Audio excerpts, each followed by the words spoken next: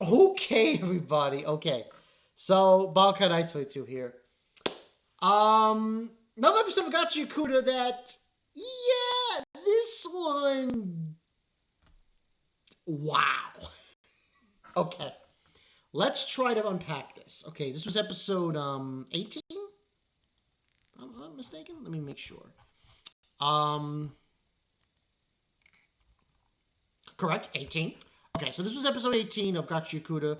Oh, zap, totes legit. Now,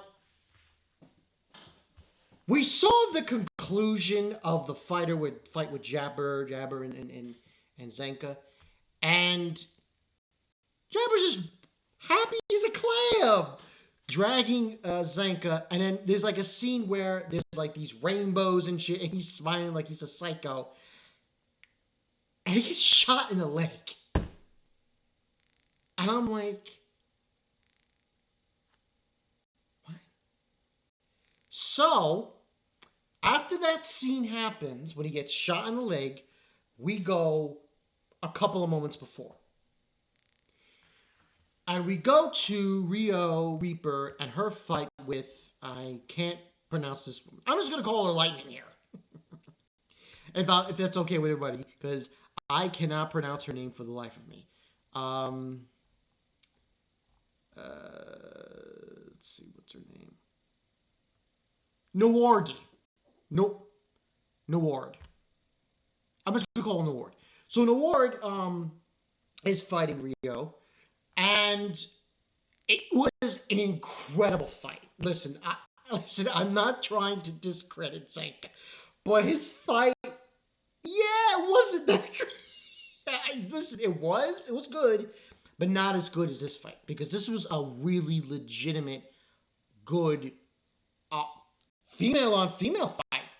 Yeah, it's good to see. It's good to see a show in an anime actually giving female characters, both an evil character and part of the group of with the protagonist, an actual legit fight. So this turned out into be a brawl. Like they were throwing fists and shit. It was like war. Basically Naward. She's basically from the south of a town or city that had warriors, and she's just being they're trading blows back and forth. It was insane. Um, During the fight, Rio finds out that her electricity only lasts for a certain amount of time, but she's not able to capitalize on it to just cut her hair. So eventually, what happens is a point in the fight where she gets thrown toward with a punch, and um, Nord hits her. She's coughing up blood, Rio, and she, I believe she says to Nord, "Oh, nobody can hear me here," and she says yes. Then she says how your comrades are going to be sacrificed, blah blah blah blah, and she says okay. She pulls out. I am not joking. A gun, a pistol. She goes full blown dirty freaking Harry here and pumps her full of lead. And then it's revealed that Riyo is an assassin?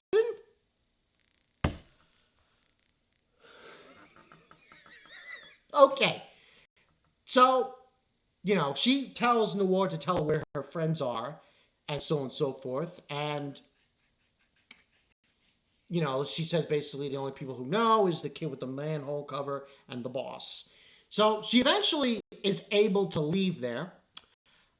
And that's when we cut to present time, where she shoots Jabber. She comes out of the shadows, and she pumps him full of lead. And he's on the ground bleeding. This had to be the most shockingest moment I have seen I won't say in all of shonen, but definitely in this anime. This came out of not left field, but to a point where it's like she single-handedly took out two raiders in the course of a few moments without her instrument. She didn't use it. In fact, her fight with Noord, she couldn't use her instrument because of her electricity hair. So what does she do?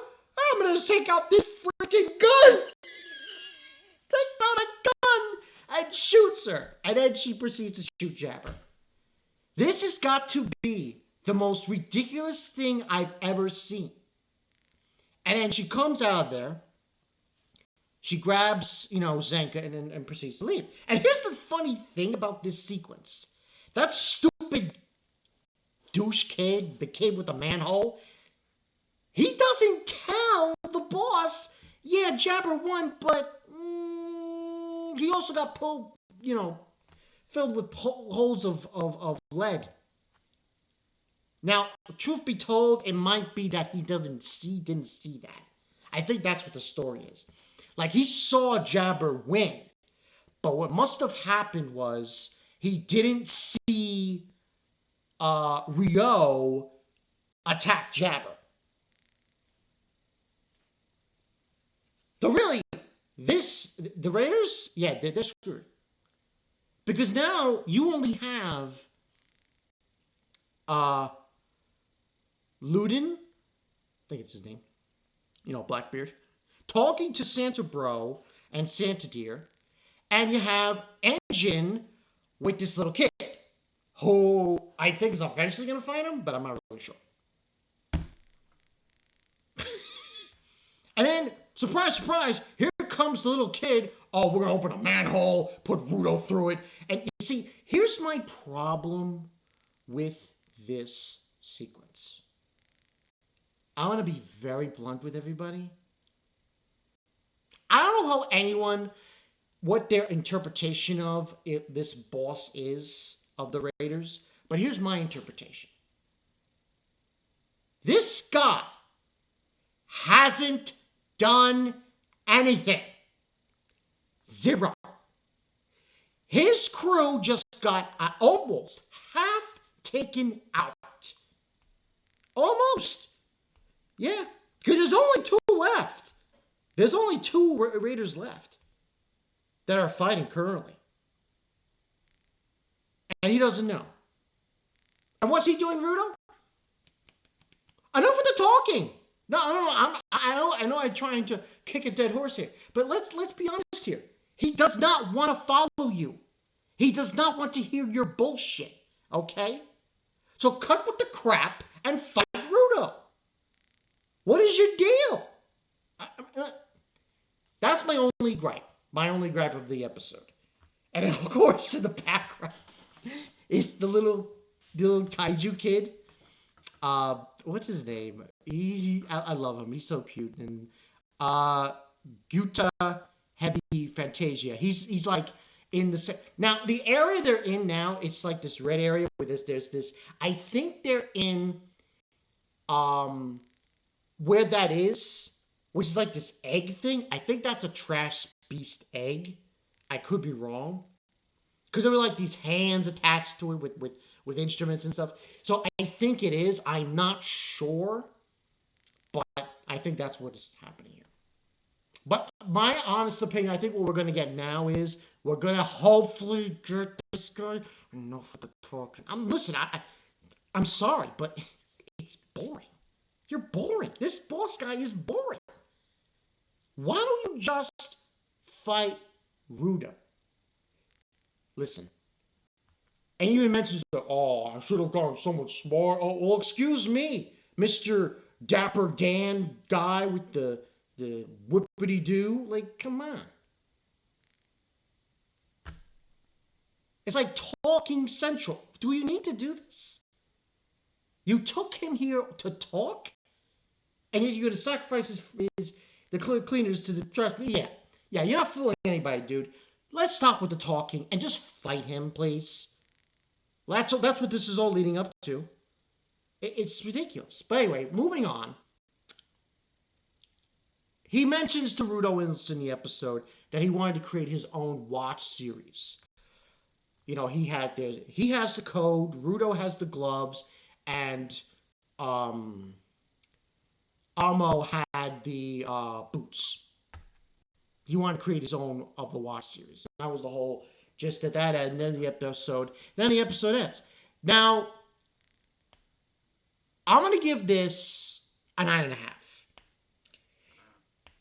Reason is this was all Riyo. That's what this episode was.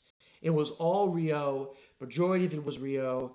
Her going absolutely ownage, complete ownage on the Raiders. That's the way I look at it. She took out the woman, Nerde. Said that wrong. And she took out Jabber. Like, he didn't know what was going on. Boom, boom, boom, boom. I was like, damn, they got dirty. He was on cloud 9, Jabber, and he got taken out with a gun. Jesus. But and then she just takes Sanka. So that was the whole point. The reason why it's not getting a perfect score is because these talk bullshits with the boss. Because let's be honest here. At this point, boss, I hate to say this to you. You are talking to a wall. You're not convincing Rudo. You're not going to convince them. You're not going to convince him. It's over. Get off it. Stop talking. Fight. Just fight Rudo. Because that's what this is all leading up to. But regardless, still a very good episode. That shocked the shit out of me. I was like, damn. I had a feeling. I mean, her name in total, Riyo, is Riyo Reaper. So, with a name like Reaper, you gotta figure that she probably did things that was... So, pretty good episode. This is Bob Kanai. See you guys later. Hopefully now we get... Boss, stop talking. Just fight Rudo already, man. The other guys are fighting. You're just sitting around like... Oh. I'm sorry, but it's just like, dude, you obviously didn't know Rudo. He's not going to talk to you. He's a kid. What an ass. I'll see you guys later.